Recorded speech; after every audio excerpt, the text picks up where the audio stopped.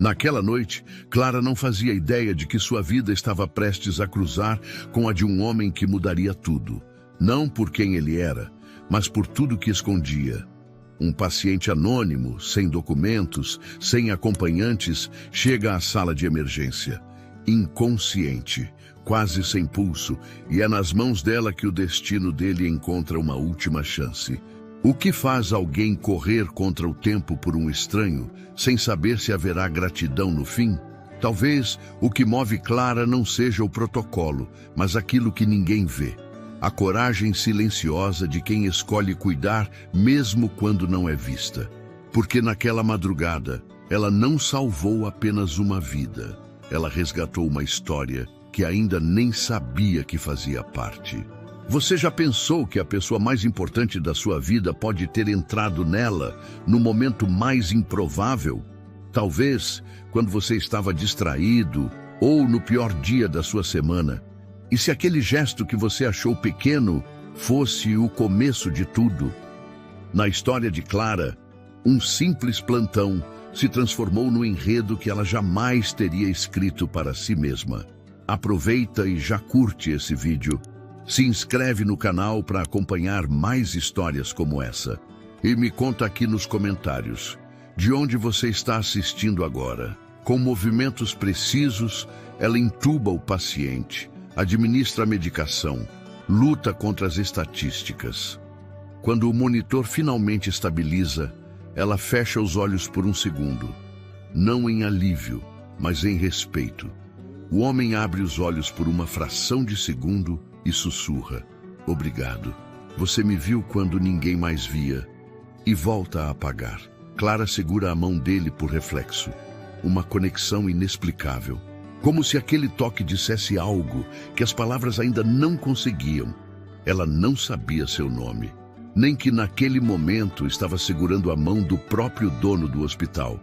Clara voltou para casa naquele dia com uma estranha sensação no peito. Não era cansaço, tampouco orgulho. Era como se algo tivesse se deslocado dentro dela. Como se aquele homem anônimo, que mal havia aberto os olhos, tivesse deixado uma marca que não sabia nomear. Dormiu pouco. Quando fechava os olhos, revivia a expressão dele ao sussurrar aquelas palavras. Era como se ele tivesse reconhecido nela algo que nem ela mesma via há tempos.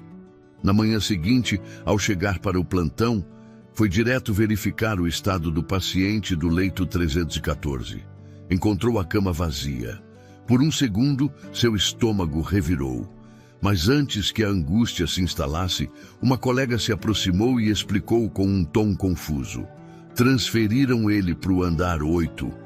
Reformaram aquela ala só para ele. Tem segurança na porta e tudo. Dizem que é alguém importante. Clara franziu o senho. O andar 8 estava fechado havia meses. Ninguém usava aquela ala. E agora, de repente, era reativada para um paciente que chegou sem documento e sem nome? O hospital inteiro parecia ter mudado de marcha durante a noite. O dia seguiu estranho. Equipes sendo convocadas, diretores cruzando os corredores com pressa, portas fechadas. No meio de tudo isso, Clara foi chamada à supervisão. Sentou-se em frente à coordenadora, que a observava com atenção controlada.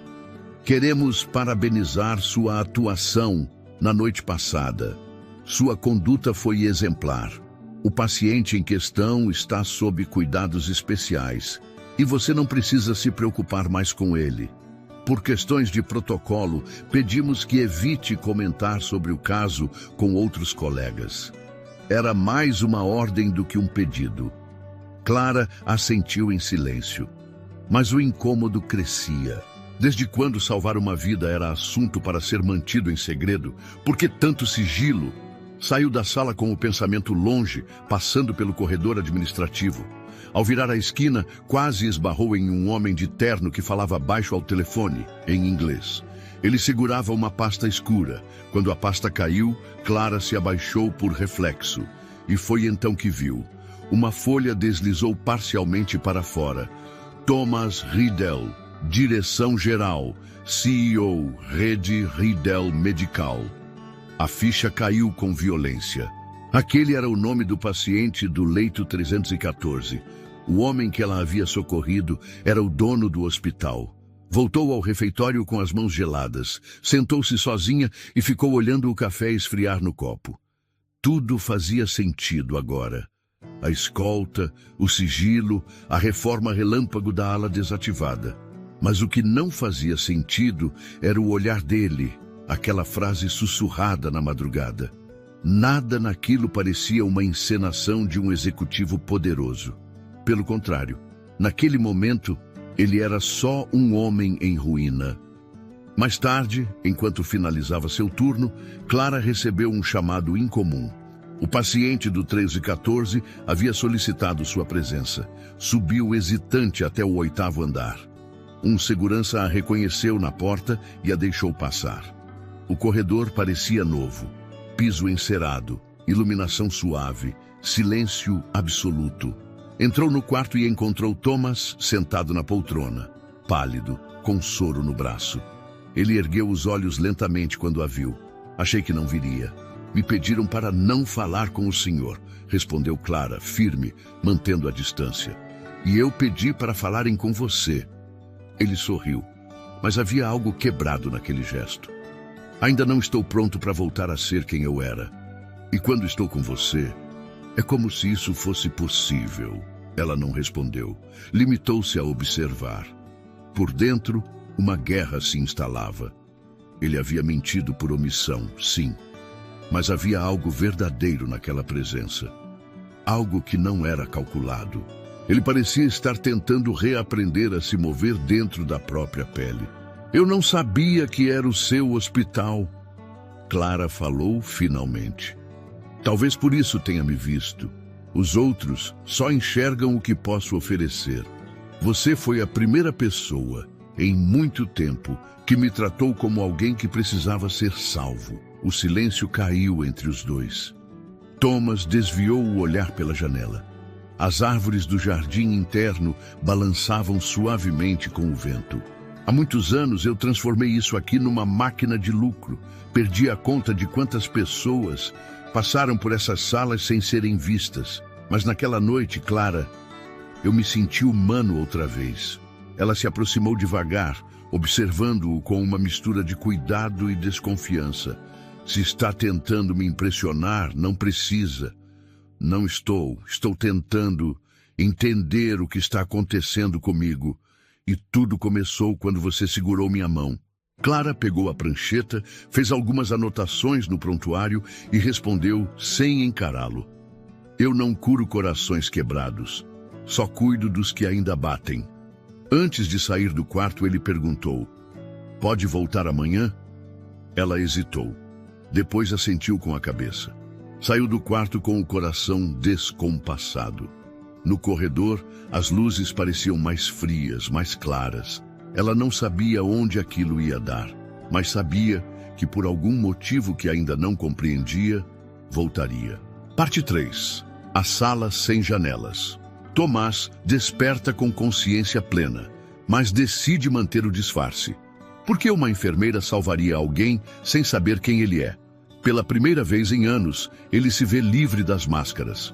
Ele pede que Clara continue sendo sua enfermeira pessoal, enquanto os médicos cuidam da parte técnica. Durante esse convívio, surgem conversas profundas. Ela fala de seus pacientes invisíveis, de como o hospital prioriza lucro sobre vida. Ele ouve em silêncio, finge não saber. Mas cada palavra dela é um golpe em sua consciência adormecida. Ele começa a vê-la como uma mulher íntegra, forte, empática, exatamente o oposto do mundo que construiu. Mas o segredo está entre eles. E segredos corroem. Clara chegou ao hospital antes do sol nascer. Tinha passado a noite em claro, repetindo cada detalhe da conversa com Thomas. Havia algo nele que a desconcertava. Não era o fato de ser milionário, tampouco o dono do lugar onde ela servia café e aplicava medicamentos há quase 5 anos. Era o contraste, a forma como ele alternava entre fragilidade e força, silêncio e lucidez. como se carregasse uma história que ainda não tinha sido contada nem para si mesmo. Na ala reformada do 8º andar, o silêncio era mais denso. As luzes eram difusas, a decoração discreta demais, quase clínica, como se alguém tivesse tentado apagar qualquer traço de identidade. Era ali que Thomas estava, dia após dia, isolado de tudo que havia construído, e era ali que Clara foi recebida com um leve aceno quando entrou. "Achei que não viria hoje", ele disse, com uma voz baixa, mas firme. "Não prometi que viria. Só não prometi que não viria." Ele sorriu de leve, abaixando o olhar. Ela se aproximou da cama, conferiu os sinais vitais, checou o acesso do soro e anotou em silêncio. Por alguns minutos, nenhum dos dois falou. Até que Thomas quebrou o vazio com uma pergunta que parecia simples, mas não era. "Você já pensou em ir embora daqui?" Clara hesitou, mas não se deu o luxo de mentir. "Todos os dias. Mas toda vez que penso, lembro que ainda tem gente aqui que precisa ser vista. E então eu fico, até quando der." Thomas observava cada palavra como se tentasse aprender algo novo. Clara notou isso. E pela primeira vez, sentiu que talvez tivesse algo a ensinar para alguém que todos acreditavam saber de tudo. "Sabe, Clara, essa sala não tem janelas." Eu percebi. Foi feita assim de propósito. Era para ser uma sala de diretoria, à prova de som, reuniões estratégicas, decisões de alto risco, acordos com investidores. Eu achava que era melhor manter o mundo lá fora distante, enquanto decidíamos o futuro de quem estava doente aqui dentro. Ela levantou os olhos. A ausência de janelas fazia sentido agora. Era mais simbólica do que funcional. Ele havia escolhido se afastar de tudo, até da luz. "E agora? Está pronto para ver lá fora de novo?" Ele demorou a responder. Quando o fez, foi com honestidade crua. "Ainda não, mas estou tentando lembrar como se faz isso." Durante os dias seguintes, Clara voltou sempre que podia. Nunca por imposição, não por ordens. Thomas não era mais um paciente qualquer, mas ela também não o tratava como alguém especial. Era essa normalidade que ele parecia buscar nela. Enquanto todos ao redor se curvavam diante do cargo e do sobrenome, Clara seguia firme, às vezes ríspida, mas genuína. E era isso que o trazia de volta, dia após dia. Certa tarde, após um exame, ele fez algo inesperado. Tirou uma caixa pequena da gaveta e a entregou a ela. "É só um cartão", disse, "mas tem algo que talvez te interesse." Clara abriu com cuidado. Era um convite para um evento fechado da fundação do hospital, algo que aconteceria na semana seguinte. Ao virar o cartão, leu algo escrito à mão. "Quero que você veja o mundo que ajudei a construir, e talvez, quem sabe, me ajude a reconstruí-lo." Ela guardou o cartão sem prometer presença. Mas naquela noite, demorou mais do que o normal para adormecer. Quando o dia do evento chegou, Clara hesitou até o último minuto. Não sabia o que esperar. Viu-se frente ao espelho com um vestido simples e um cabelo preso com cuidado, como se quisesse não destoar, mas também não ser confundida com ninguém daquele mundo de vidro e cifras. O salão estava cheio, médicos renomados, investidores, executivos, todos vestidos com arrogância discreta. Quando Thomas subiu ao palco, o silêncio foi imediato. Ele vestia um terno escuro, mas havia algo diferente em sua postura. Parecia mais firme, mais certo do que estava prestes a dizer. Há anos construía hospitais como quem ergue fortalezas. Pensava que curar o corpo bastava. Mas descobri da pior forma que não se pode salvar ninguém se você não aprende a enxergar o que está por trás da dor. Às vezes, quem mais precisa de ajuda é quem carrega o crachá dourado.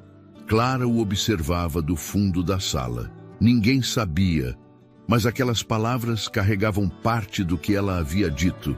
Fragmentos de conversas entre curativos e olhares cruzados em silêncio. Quando ele deixou o palco, os aplausos vieram com entusiasmo. Mas Thomas não sorriu. Procurou entre a multidão e, ao encontrá-la, caminhou em sua direção. As pessoas abriram caminho curiosas. Ele parou diante dela e disse apenas: "Obrigado por ter ficado." Clara, com os olhos firmes, respondeu: "Ainda não decidi se vou continuar." Ele assentiu: "Eu espero que sim." E sem mais uma palavra, ela saiu pela lateral do salão, atravessando o jardim do hospital. Pela primeira vez, sem olhar para trás. Clara não voltou ao 8º andar naquela semana. O cartão com o convite para a conferência continuava guardado na gaveta da cozinha, ao lado de documentos antigos e fotografias que ela não tinha coragem de jogar fora. O hospital parecia seguir normalmente, mas havia algo que se movia por trás das cortinas. A movimentação nos corredores havia mudado. As ordens vinham com mais rigidez. Havia cochichos. E também um vazio que Clara não conseguia nomear. Uma ausência preenchida por perguntas sem resposta. Tomás também não a procurou. Talvez ele tivesse voltado para sua posição confortável no topo. Talvez aquele homem sincero que falava em janelas, salas escuras e mãos estendidas tivesse sido apenas um lapso. Algo que não resistiria à luz do dia. Na manhã da conferência, Clara terminou o turno antes do horário. Trocou de roupa sem pressa, mas sem convicção. Caminhou até o metrô e desceu no centro da cidade, onde ficava o auditório principal da rede Riedel. O prédio espelhado parecia refletir uma cidade que ela já não reconhecia. O porteiro lhe entregou um crachá provisório. "Enfermeira convidada", dizia. Por algum motivo, isso a incomodou mais do que deveria. No salão principal, tudo brilhava demais. Lustres que pendiam como promessas, cadeiras estofadas, música instrumental preenchendo os silêncios que as pessoas evitavam com sorrisos ensaiados. Era um mundo feito de verniz. E Clara caminhava entre ele, como alguém que sabia onde estavam as rachaduras por trás da fachada. Quando o nome de Thomas foi anunciado, o salão silenciou. Ele subiu ao palco com passos firmes, expressão neutra, como um executivo preparado para impressionar.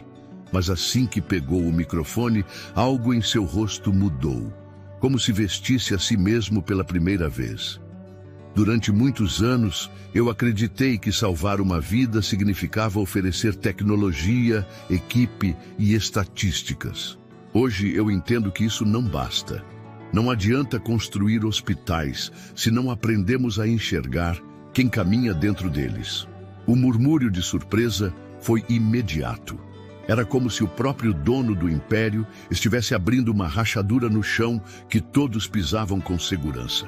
Mas Thomas continuou, firme. Recentemente fui paciente neste hospital. Invisível, desconhecido, vulnerável. E por sorte, fui atendido por alguém que não olhou meu nome, mas olhou para mim. Essa experiência me confrontou mais do que qualquer número ou relatório. E por isso, a partir de hoje, nós iniciamos um novo projeto. Um fundo de atendimento gratuito para pessoas em situação de vulnerabilidade, com equipes treinadas não apenas para curar, mas para ouvir. O salão irrompeu em aplausos, mas Clara não bateu palmas. Ela observava, sabia que aquelas palavras carregavam algo real, mas também sabia que nem tudo se limpa com um discurso. Após o evento, ela tentou sair discretamente. Evitou os corredores centrais, os convites para coquetéis e os olhares curiosos de quem a reconhecia do hospital. Foi quando ouviu passos atrás de si, apressados, quase ansiosos. Clara. Ela parou. Thomas estava ali, sem o paletó, com a gravata um pouco afrouxada. Pela primeira vez, parecia menos CEO e mais homem. "Obrigado por ter vindo", disse ele, respirando fundo, como se as palavras fossem pesadas. "Você foi convincente." "Não era essa a minha intenção." Ela cruzou os braços. "O que você quer agora?" Ele hesitou. "Quero conversar, sem microfones, sem plateia, sem promessas." "E por que eu aceitaria?" Thomas desviou o olhar por um instante. "Porque o que aconteceu entre nós não foi só dentro de uma sala de hospital." Clara deu um passo atrás. "Eu entrei naquela sala para salvar um paciente. Não para me envolver com um chefe que agora quer fazer disso um símbolo. Eu sei que não foi isso." A voz dele falhou levemente. E talvez por isso eu esteja aqui. Ela baixou os olhos. Tudo nela gritava para manter distância. Mas havia também um cansaço ali, de carregar tudo sozinha, de não saber se podia confiar, de sentir e, ao mesmo tempo, querer fugir do que sentia. Thomas, eu não sei o que é isso. Ele deu um passo à frente, a voz mais baixa, quase um sussurro. Eu também não sei, mas não quero que termine antes de começar. Ela ficou em silêncio. Não havia resposta certa. Não ali. Não naquele momento. Eu vou pensar, disse por fim. Tudo bem, eu espero. Quando ela virou as costas e seguiu em direção à saída, sentiu o peso dos olhares, mas não se importou. Pela primeira vez, quem estava assistindo não importava. A única coisa que ainda pesava era o que aquele homem carregava por trás do nome. E o que ela ainda sentia, mesmo que não tivesse coragem de admitir. O tempo esfriou de repente em Varsóvia. O outono cedeu lugar a um inverno precoce, com ventos cortantes e manhãs que pareciam sempre mais silenciosas. Clara voltava de ônibus para casa, com o olhar fixo na janela embaçada. As mãos, embora protegidas por luvas finas, estavam frias. Mas não era o vento que a incomodava, era a ausência. Desde a conferência, Thomas não havia procurado por ela. Não mandou mensagens, não apareceu no hospital, não ligou. Ela não sabia se aquilo era recuo, respeito ou desistência. Apenas sabia que doía. Ainda que tivesse dito que precisava de tempo, parte dela esperava que ele a desobedecesse, que insistisse, que aparecesse à porta com uma xícara quente e uma frase imperfeita. Mas ele não veio. Na semana seguinte, Clara entregou sua carta de demissão. O hospital não era mais o mesmo, ou talvez fosse. E agora ela enxergava tudo com mais clareza. As trocas nos corredores eram frias. Os elogios que antes vinham em forma de silêncio, agora vinham com convites vazios para subir na hierarquia. Ela não queria mais subir. Queria voltar a tocar o que era real. Aceitou uma vaga em uma pequena clínica pública em Praga Południe, onde os prontuários eram escritos à mão. E o café era dividido entre todos do plantão. Lá, ninguém a chamava de enfermeira convidada. Era apenas Clara. E isso bastava. Certa tarde, quando o relógio marcava pouco depois das 4, uma ambulância chegou às pressas.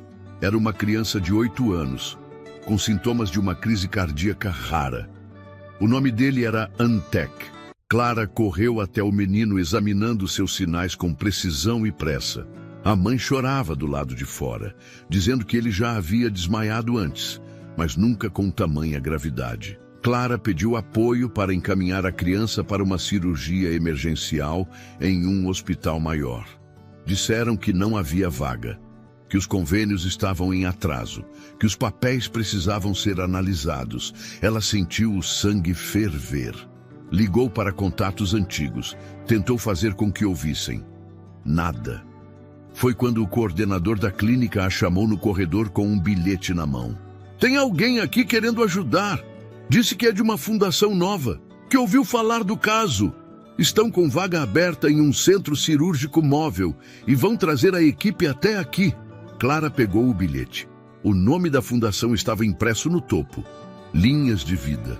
Seus olhos congelaram por um instante. E antes que pudesse pensar em recusar, a ambulância branca parou diante da clínica. Dela desceu uma equipe completa, com roupas cirúrgicas limpas, equipamentos de última geração e um médico que caminhava com passo firme até a porta. Thomas. Sem terno, sem seguranças, sem crachá dourado. Apenas uma expressão serena e uma mochila nas costas. Clara não se mexeu. Ficou parada no corredor, vendo tudo acontecer como em câmera lenta. Ele passou por ela, parou por um segundo e disse: "Me deixa ficar." Dessa vez não como símbolo de nada, só alguém que veio para ajudar. Ela não respondeu, apenas virou-se e caminhou ao lado dele até o centro improvisado. A cirurgia durou 3 horas. Clara ficou o tempo inteiro dentro da sala de apoio, monitorando os sinais. O menino sobreviveu. O coração, que quase havia parado, agora batia com força. Quando terminou, Thomas lavou as mãos e sentou-se ao lado de Clara no pequeno jardim nos fundos da clínica. O lugar era simples. Alguns bancos de madeira, árvores retorcidas pelo frio e uma pequena fonte com água quase congelada. Por que voltou? Ela perguntou sem desviar o olhar do chão. Ele esfregou as mãos, tentando afastar o frio. Porque foi nesse tipo de lugar que minha mãe foi atendida quando eu era pequeno. Uma clínica esquecida, com pessoas que davam tudo o que tinham mesmo sem estrutura. Eu nunca esqueci da enfermeira que segurou a mão dela. Hoje, quando vi você segurar a do menino, lembrei da mesma coisa. Clara apertou os dedos, desconfortável com a vulnerabilidade dele. Eu não queria que minha história fosse usada como desculpa para reformar discursos. Eu também não. Foi por isso que saí do hospital. Dei minha cadeira. Agora só trabalho aqui com a fundação, ajudando casos invisíveis, sem plateia, sem palco. Ela o observou pela primeira vez com outra luz. A arrogância tinha desaparecido. O brilho nos olhos era outro. Não era mais um homem buscando redenção. Era alguém tentando aprender a amar de um jeito novo. Vai ser difícil confiar, disse Clara. Eu não tenho pressa. Eu só queria estar perto. Ela fechou os olhos por um momento, deixando o ar gelado entrar nos pulmões. Sabe o que é mais difícil? Perguntou. Ter que admitir que senti sua falta. Ele estendeu a mão. Não para tocá-la, mas para deixá-la ali entre os dois. Um gesto simples, sem exigência. Clara hesitou por um segundo. Depois, colocou a mão sobre a dele. Ali, no frio de um jardim esquecido, algo começou a florescer. Não era promessa, nem final feliz. Era só o começo de algo que talvez, enfim, pudesse nascer sem precisar se esconder. O inverno se despediu devagar, como quem sabe que deixou marcas profundas. A neve derreteu pelas calçadas estreitas da cidade, revelando um solo duro, mas fértil. Clara voltava da clínica quando passou pela primeira vez pelo novo centro comunitário da Fundação Linhas de Vida. Não era imponente, nem precisava ser. O lugar era discreto, com janelas largas e uma sala de espera cheia de desenhos coloridos, pendurados nas paredes. Ela entrou sem avisar. Queria apenas conhecer o espaço, mas encontrou Thomas ajoelhado no chão, ajudando uma menina de cabelos encaracolados a montar um quebra-cabeça. Ele ergueu os olhos e sorriu ao vê-la. Não se apressou em levantar, nem tentou impressionar. Apenas ficou ali, esperando. Clara se aproximou, ainda de casaco e cachecol. Esse lugar ficou bonito, disse. Você devia ver a sala dos pequenos. A pediatria tem mais brinquedos do que remédios. Parece mais certo assim. Thomas assentiu. A gente passou tempo demais construindo salas de vidro. Agora estou aprendendo que o que importa mesmo são as portas abertas. Ele levantou devagar, ajeitou os cabelos da menina e a deixou brincando. Caminhou até Clara com passos calmos. Achei que não viria mais, disse ele. Eu também achei, mas hoje quis ver com meus próprios olhos. E o que viu? Clara olhou em volta. Crianças rindo, médicos sorrindo, enfermeiras trocando histórias e não apenas prontuários. Viu simplicidade, verdade, e de um jeito que não conseguia explicar, viu paz. Vi algo que talvez eu também queira fazer parte. Ele não sorriu de imediato, apenas respirou fundo, como se aquela fosse a resposta que esperava, mas não queria forçar. Não tenho cargo para te oferecer, nem status, só espaço para caminhar do meu lado. Acho que é o único convite que me interessa. Nos meses que se seguiram, os dois começaram a trabalhar juntos em silêncio, sem anúncio, sem aliança, sem declaração pública. Thomas adaptava relatórios. Clara criava novos protocolos de cuidado humanizado. Era uma construção lenta, às vezes desconfortável, mas cada gesto partia de um lugar real. À noite, Quando os plantões terminavam, ele a acompanhava até o ponto de ônibus. Às vezes em silêncio, outras vezes trocando confidências sobre o passado. Thomas falava pouco sobre a antiga vida. Clara não perguntava. O que importava agora não era o que ele havia sido, mas quem ele estava tentando se tornar. Um dia, durante uma ação de atendimento em campo, uma senhora idosa segurou a mão de Clara e disse: "Vocês parecem um casal de velhos apaixonados que já sofreu tudo o que tinha para sofrer, e mesmo assim não desistiram." Clara riu, meio sem graça. Thomas apenas abaixou a cabeça sem responder.